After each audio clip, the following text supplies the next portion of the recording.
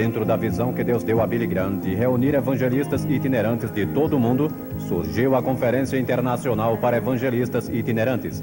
Amsterdã 86 tem como propósito encorajar e incentivar evangelistas de todo o mundo no cumprimento das palavras do apóstolo Paulo a Timóteo: faze o trabalho de evangelista.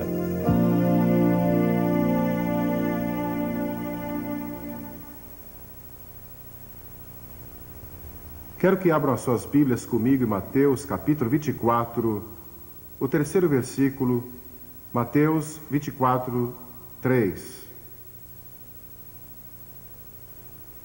Estando assentado no Monte das Oliveiras, chegaram-se a ele os seus discípulos em particular, dizendo: dize-nos quando serão essas coisas e que sinal haverá da tua vinda e do fim do mundo. E então, no capítulo 1 de Atos, começando com o versículo 8: mas recebereis poder ao descer sobre vós o Espírito Santo, e sereis minhas testemunhas, tanto em Jerusalém como em toda a Judeia e Samaria e até os confins da terra. Ditas estas palavras, foi Jesus elevado às alturas, e uma nuvem o encobriu dos seus olhos. Eu creio que foi uma nuvem de anjos. Anjos anunciaram o seu nascimento, e creio que anjos o escoltaram de volta ao Pai. E estando eles com os olhos fitos no céu, provavelmente com lágrimas nos seus olhos, eis que dois varões vestidos de branco se puseram ao lado deles e disseram: por que estáis olhando para as alturas? Este mesmo Jesus que dentre vós foi assunto ao céu, há de vir da mesma maneira como ouvistes subir para o céu.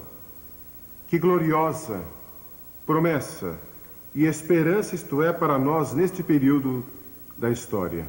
Sabem, quase todas as igrejas que eu conheço ensinam que Jesus vai voltar outra vez. E o mundo secular de hoje, os jornais seculares, estão falando sobre Armagedon. A revista Time disse no outro dia que a maior preocupação na vida de todo o povo americano é o vindouro apocalipse. Estão usando a linguagem da Bíblia, estão usando a linguagem do julgamento, estão usando a linguagem do livro da Revelação para descrever as coisas que estão acontecendo hoje. E vocês sabiam que as outras grandes religiões do mundo ensinam que alguém está para vir um dia destes? Uma declaração doutrinária judaica, elaborada pelos miodésios, proclama uma firme crença na vinda do Messias.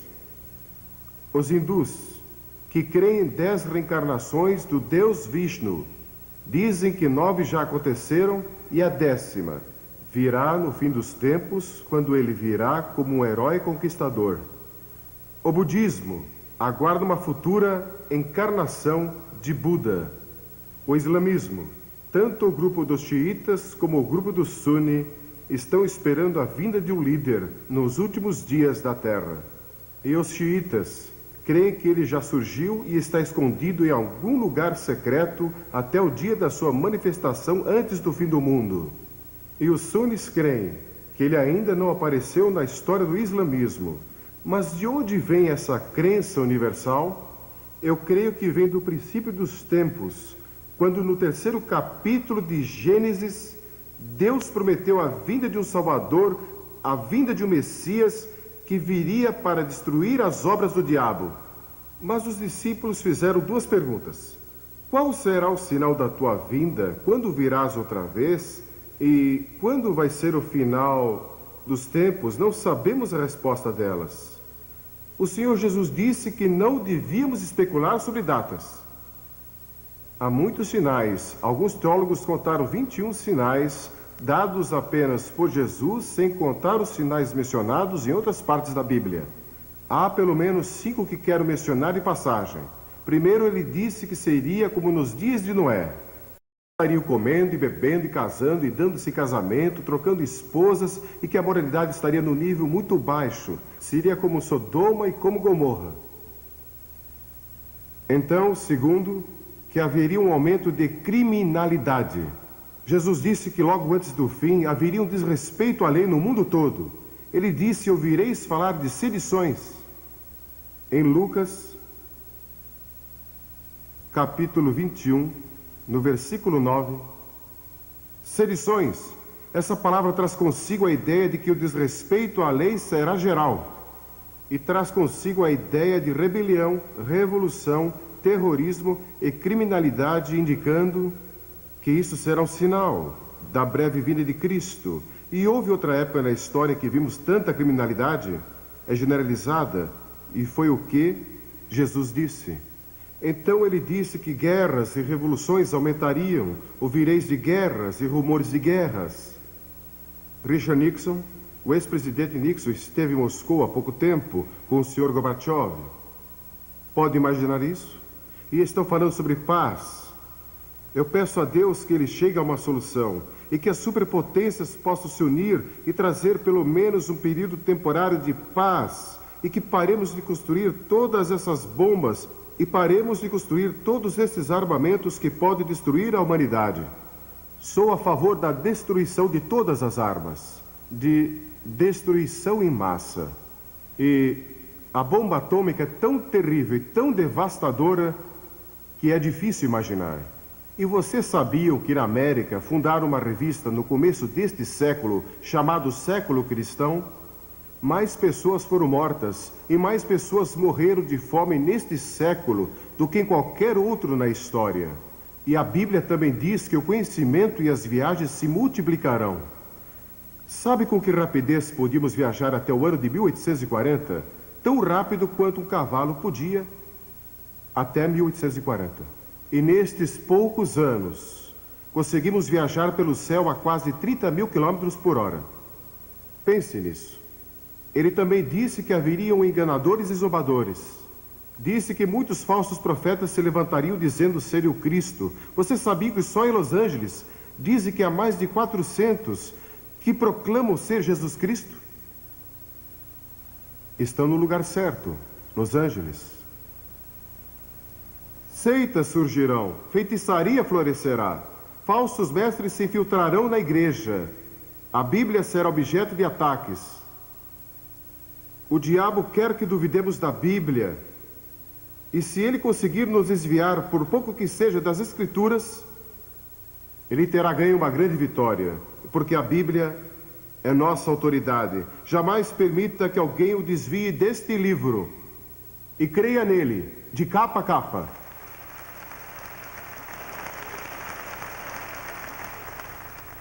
Agora, este mundo tem uma necessidade urgente de liderança.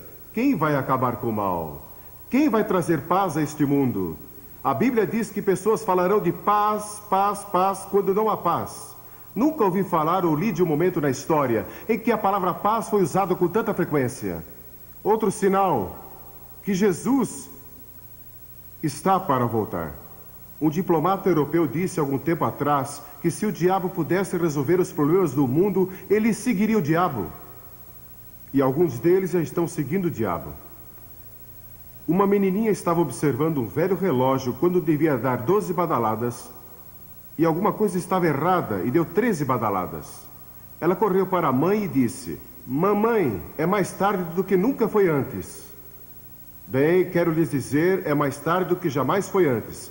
Nunca foi tão tarde antes, mas quero dizer outra coisa. Deus tem um plano. Deus tem um plano. Ele não abandonou este planeta para vaguear pelo espaço como um robô perdido. Filósofos seculares estão perguntando o que é a história afinal? Por que o homem está sobre a Terra? Para onde está indo? Alguns dizem que a história é como uma mosca bêbada com as patas sujas, de tinta fresca, cambaleando através de uma folha de papel. As pegadas não levam a lugar nenhum e não tem qualquer sentido ou nexo. A moderna filosofia hedonista foi descrita como um homem cego, numa sala sem janelas, procurando um gato preto que não está lá. E isto descreve alguns dos nossos atuais. Não tem qualquer ideia do que está acontecendo. Não consegue discernir de forma alguma que Deus tem um propósito. O grande ensino da Bíblia é que Deus não abandonou o mundo. Ele tem um plano. E seu plano é que Jesus Cristo vai voltar e trazer paz e justiça ao nosso mundo. Mas até lá, você e eu temos uma tarefa a cumprir. Nosso Senhor disse: ocupem-se, sejam fiéis até que eu venha. E ele também disse que o Evangelho do Reino será pregado a todas as nações e então virá o fim. O Evangelho vai ser pregado a todo o mundo. E no mundo sem esperança, devemos deixar Amsterdã com uma mensagem de esperança. A Bíblia diz que somos salvos e mantidos pela esperança, e a esperança não confunde. A Bíblia ensina que ele vai voltar entre nuvens, e todo olho o verá. E para nós que o conhecemos como nosso Salvador, vai ser um momento glorioso e emocionante quando Jesus voltar outra vez. E ele vai nos levar consigo se cremos nele e seremos arrebatados. E muitas coisas vão acontecer, mas não vamos falar nisso aqui.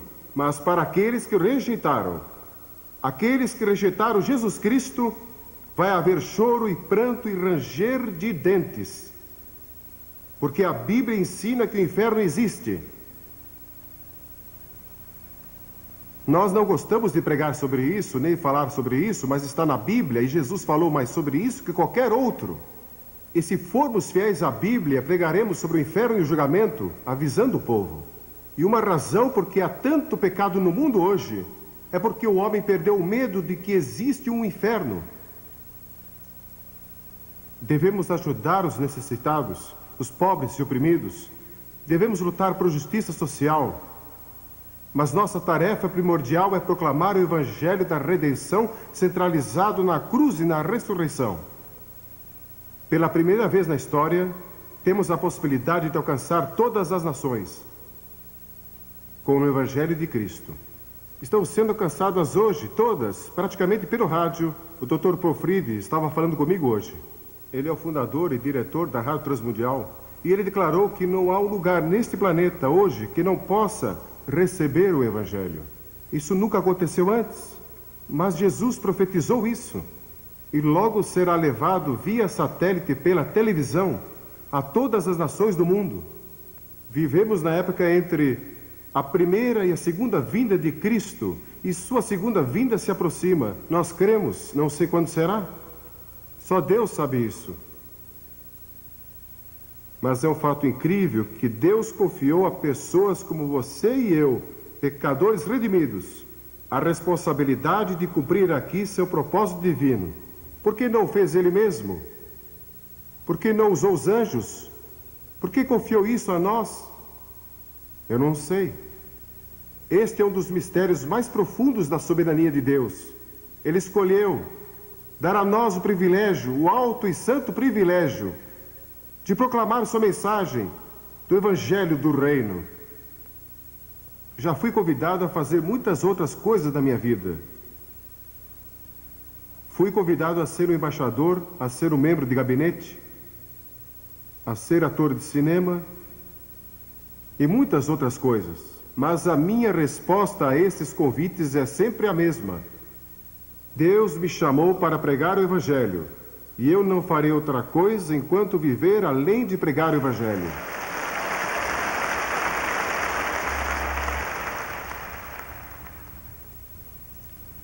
Ele quer que proclamemos a mensagem do Evangelho do Reino. E isso quer dizer que o que estamos fazendo aqui em Amsterdã é mais importante do que o que estão fazendo nas Nações Unidas.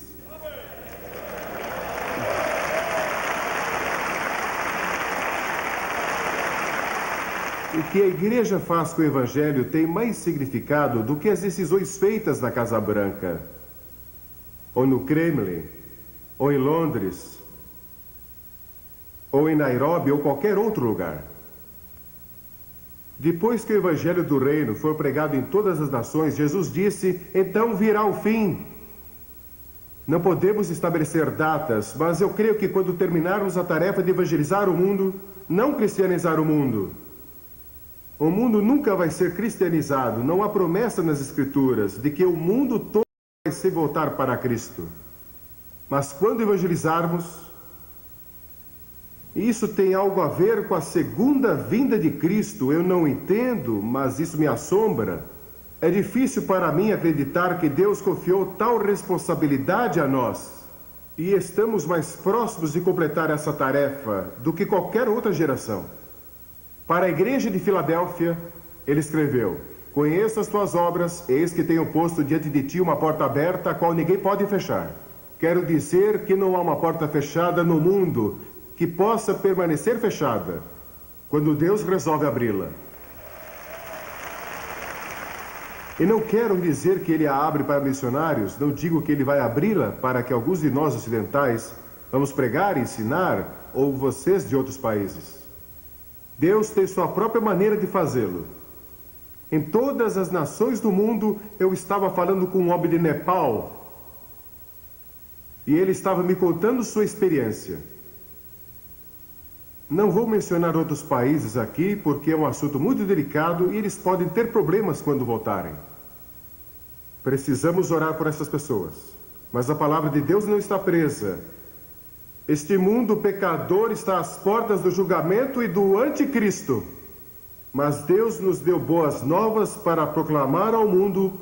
Para estes últimos dias, Ele nos deu poder espiritual e os recursos para levar o Evangelho ao mundo todo. Pense nisso, com o poder pentecostal, o poder do Espírito Santo, e com o rádio e a televisão e literatura e todos esses recursos, podemos alcançar o mundo todo, evangelizar o mundo e apressar a volta do Rei.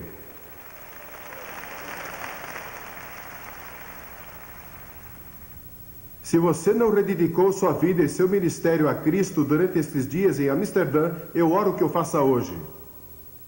Visto que todas estas coisas serão assim desfeitas, deveis ser tais como os que vivem santo procedimento.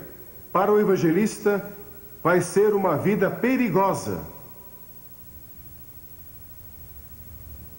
Vai ser uma vida solitária para vocês e suas famílias, em muitas áreas. Vai ser uma vida quebrantada, um evangelista chora pelos perdidos. Talvez tenha que viver em fraqueza, como muitos evangelistas.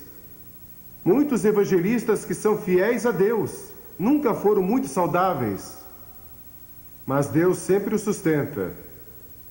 Eu olho para alguns aqui que são fortes e saudáveis, e vocês podem até dormir de pé, encostados a um poste. Eu daria tudo para ser como vocês. Não sou assim. Nunca fui uma pessoa muito forte. Minha esposa é forte. É mesmo.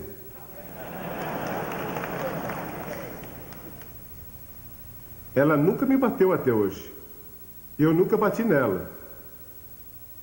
Acho que ela sentiu vontade muitas vezes.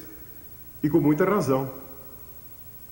Mas eu creio que estamos vivendo no último período da história. E a próxima fase da história vai ser a era do reino de Deus.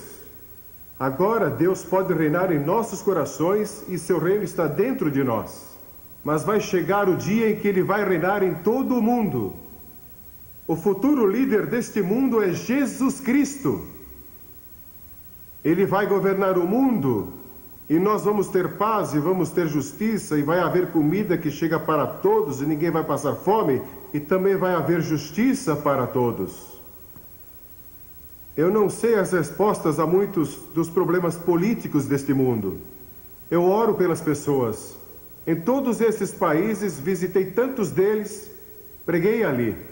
Agora estão em guerra e tumulto e rebelião. Li sobre um país onde dizem que 200.000 pessoas foram assassinadas desde janeiro. Mas ouvimos tão pouco sobre isso, porque as câmeras estão em outro lugar. Mas estão sofrendo em todo o mundo. Mas cada vez que você ganha alguém para Cristo, está apressando a volta do Rei. Um dia a Bíblia diz, veremos o Filho do Homem voltando entre as nuvens do céu com grande poder e grande glória. E fiquem sabendo que não há poder militar neste mundo, nem bomba atômica ou de hidrogênio que possa enfrentá-lo quando ele vier.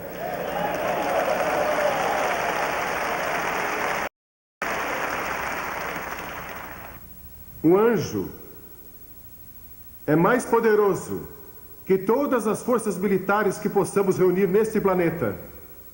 e Deus tem milhares deles. E um dia virão com ele.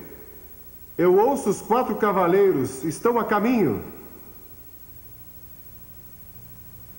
Esses 4 cavaleiros, posso ouvi-los galopando. Escrevi um livro sobre isso há alguns anos.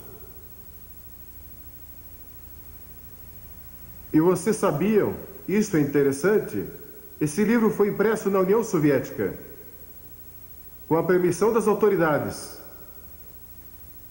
Mas os 4 cavaleiros vêm vindo e Jesus está para voltar, e Jesus vai reinar. O rei George II da Inglaterra viveu em 1743 e ele foi ao teatro Covent Garden, em Londres, e ouviu pela primeira vez o Messias de Handel apresentado ali. E o rei assistiu. E quando ele ouviu o coro do Aleluia e ouviu as palavras Rei dos Reis, Senhor dos Senhores, Aleluia, Aleluia, ele vai reinar por toda a eternidade, o rei se levantou. E toda a audiência se levantou. E o rei disse: como posso ficar sentado na presença daquele que é o Rei dos Reis? E desde aquele momento, as pessoas têm se levantado. Que dia vai ser quando Cristo, que é a nossa vida, voltar? Então você vai aparecer com Ele em glória. Se Ele voltar, antes de eu morrer, vou procurar meu pai e minha mãe, porque estarão com Ele, voltando com Ele em glória. Mas algumas pessoas dizem que se você crê nisso, então não está interessado nos problemas deste mundo. É só ficar esperando por Jesus. Mas não é isso que Ele ensina. Ele disse: trabalhe, ocupe-se. Tem sido minha experiência que aqueles que creem na segunda vinda de Cristo são os mais ativos, mais fortes, mais zelosos e também os mais dedicados.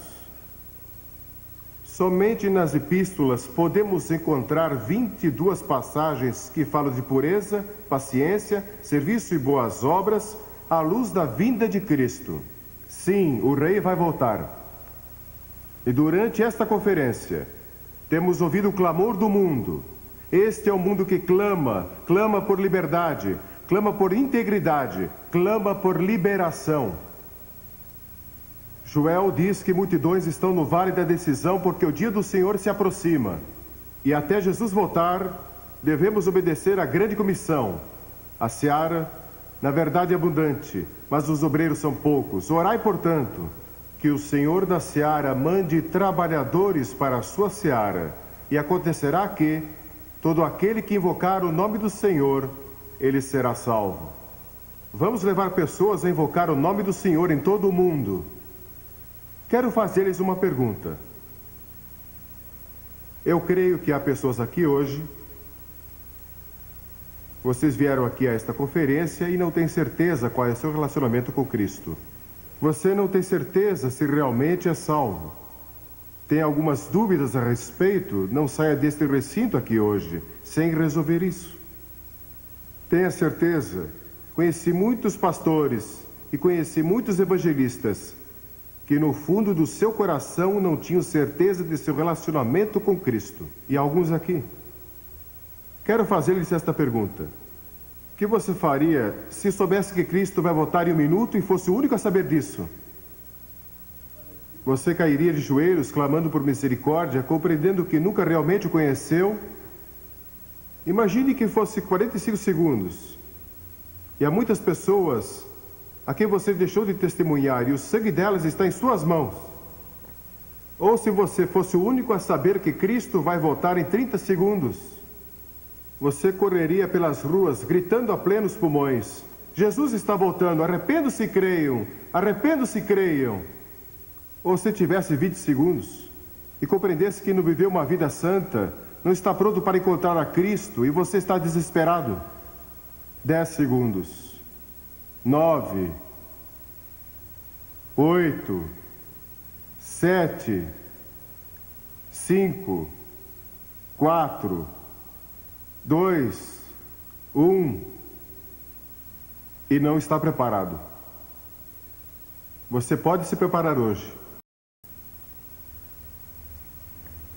Vai chegar o dia quando todos os nossos sonhos e esperanças se realizarão e Deus vai limpar as lágrimas de todos os olhos, e não haverá mais morte, nem tristeza, nem pranto, nem haverá mais dor, porque todas as coisas velhas terão passado.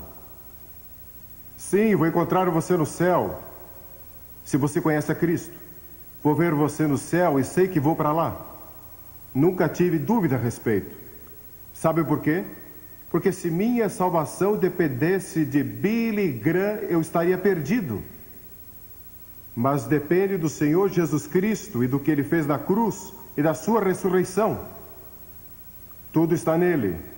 Porque pela graça somos salvos, mediante a fé, e isso não vem de vós, é um dom de Deus, não de obras, para que ninguém se glorie. Se você conseguisse salvar a si mesmo, você andaria pelo céu dizendo, vejam, consegui chegar aqui sem a ajuda de ninguém. Mas o que você tem que fazer é chegar diante de Deus e dizer, Deus tem misericórdia de mim. Venha até a cruz. A graça de Deus vai alcançar você, não importa onde você esteja. Ouvi a história de 2 rapazes numa universidade. E no quarto ao lado havia um jovem que era radioamador. Você sabe o que é um radioamador? Acho que sim, muitos aqui provavelmente fazem isso. Você tem um rádio que pode ser operário da sua própria casa e você pode falar com pessoas em todo o mundo. Então, esses jovens conectaram alguns fios àquele aparelho de rádio. E na noite seguinte anunciaram, com um tom de voz muito profissional, que a América estava sendo atacada e o país todo provavelmente seria destruído em menos de 1 hora. E aquele radioamador ouviu aquilo no seu aparelho. E ele acreditou. E saiu correndo e gritando a plenos pulmões. Preparem-se! Vamos, preparem-se! Nós vamos ser destruídos em 1 hora. E sem os seus sapatos, vestido apenas com um short, ele correu até o dormitório das meninas e gritou em alta voz, preparem-se! O mundo vai acabar para nós em menos de 1 hora. E uma jovem abriu a janela e perguntou, você realmente crê nisso? Ele disse sim, ela disse, bem, se você crê, eu também creio. Eles foram e acordaram o Deo da universidade. E o Deo acreditou. Então ele acordou o presidente da universidade e ele acreditou. E quando faltavam cerca de 20 minutos para a hora marcada, eles estavam todos orando. Porque aquele jovem estava disposto a ser ridicularizado para comunicar a mensagem. Porque um homem creu. Ele conseguiu convencer toda uma universidade. Ele acreditou naquela mensagem falsa. Milhões hoje estão crendo em mensagens falsas. Nós temos a mensagem verdadeira, a palavra de Deus, o Evangelho de Jesus Cristo, mas nós cremos nele. Acreditamos nele.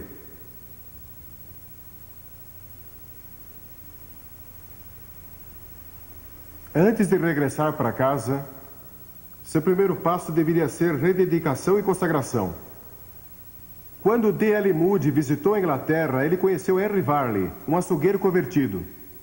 Um dia Varley lhe disse, Moody, o mundo ainda está para ver o que Deus pode fazer com um homem totalmente consagrado a Jesus Cristo. E Moody pensou naquilo por um momento. Então se levantou e disse, pela graça de Deus, vou ser esse homem. Você vai dizer isso de Uganda? Você vai dizer isso das Ilhas Salomão? Você que é da Austrália vai dizer isso? Vou ser o homem de Deus para meu país, vou ser o homem de Deus para minha vila, para minha cidade, onde eu moro. Vou me entregar totalmente ao Senhor.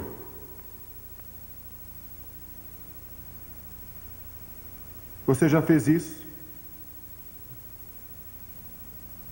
Vou pedir que todos curvem a cabeça em oração.